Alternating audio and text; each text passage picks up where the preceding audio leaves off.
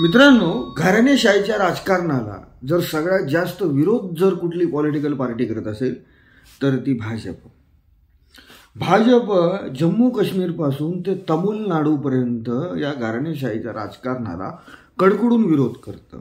मग ते बिहारमध्ये लालू परिवाराची घराणेशाही असेल, उत्तर प्रदेशमध्ये समाजवादी पार्टीची मुलायमसिंग यादव यांच्या परिवाराची घराणेशाही असेल, पश्चिम बंगालमध्ये ममता बॅनर्जी किंवा त्यांची पुतणी अभिषेक बॅनर्जी असतील, किंवा तमिळनाडूमध्ये DMKचे करुणानिधी यांची घराणेशाही असेल.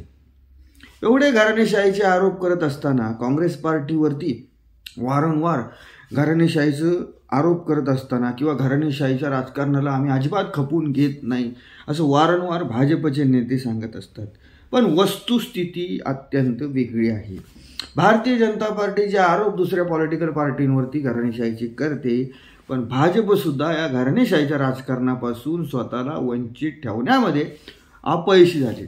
याचं जर उदाहरण द्यायचं झालं तर आता जे 15 तारखेला महाराष्ट्रामध्ये मंत्रिमंडळाचा जो विस्तार झाला आहे, त्या मंत्रिमंडळाच्या विस्तारामध्ये सुद्धा भारतीय जनता पार्टीचं जे कॅबिनेट आहे त्या कॅबिनेटमध्ये सुद्धा मित्रांनो आपल्याला घराणेशाहीचा दबदबा दिसतो. उदाहरण द्यायचं झालं तर नितेश राणे यांना भाजपने यावेळेस मंत्रिमंडळामध्ये संधी दिली.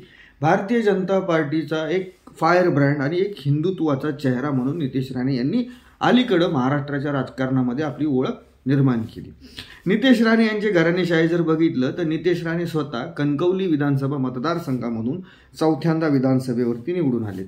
त्यानंतर त्यांचे बंधू निलेश राणे हे शेजारच्या कुडाळ मालवण या मतदारसंघामधून शिवसेनेच्या तिकिटावरती आमदार झालेत आणि नितेश राणे यांचे वडील नारायण राणे हे खासदार आहेत.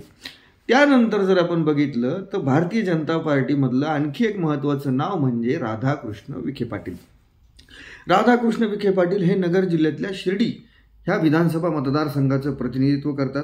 राधाकृष्ण विखे पाटील यांचे वडील बाळासाहेब विखे पाटील यांनी अनेक वर्ष खासदार म्हणून कोपरगाव लोकसभा मतदारसंघाचं प्रतिनिधित्व केलं आहे. त्याचबरोबर राधाकृष्ण विखे पाटील यांचे चिरंजीव म्हणजे सुजय विखे पाटील हे 2019ला भारतीय जनता पार्टीकडून खासदार राहिलेत. त्यानंतर भारतीय जनता पार्टीमधलं आणखी एक नाव म्हणजे आकाश फुंडकर. आकाश फुंडकर हे बुलढाणा जिल्ह्यातल्या विधानसभा मतदारसंघामधून आमदार आहेत. आकाश फुंडकर यांची दुसरी टर्म आहे. आकाश फुंडकर यांची आणखी एक ओळख म्हणजे माजी कृषी मंत्री पांडुरंग फुंडकर यांचे ते चिरंजीव. त्या आकाश फुंडकर यांना सुद्धा मंत्रिमंडळामध्ये स्थान देण्यात आलेलं आहे. त्यानंतर मित्रांनो जर आपण दुसऱ्या या महायुतीच्या सर्व याच्यामध्ये जर बघितलं तर आदिती तटकरे, धनंजय मुंडे, पंकजा मुंडे यासारख्या नेत्यांना या मंत्रिमंडळामध्ये स्थान देण्यात आलेलं आहे. एकीकडं भारतीय जनता पार्टीने देशभरामध्ये घराणेशाहीच्या विरोधामध्ये रान पेटवायचं, दुसरीकडं आपल्या पार्टीमध्ये घराणेशाहीला पोसायचं.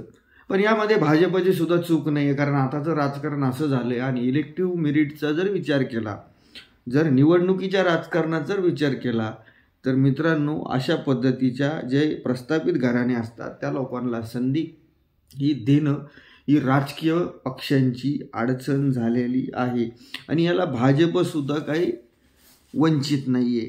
म्हणजे महाराष्ट्राचा विषय सोडून द्या,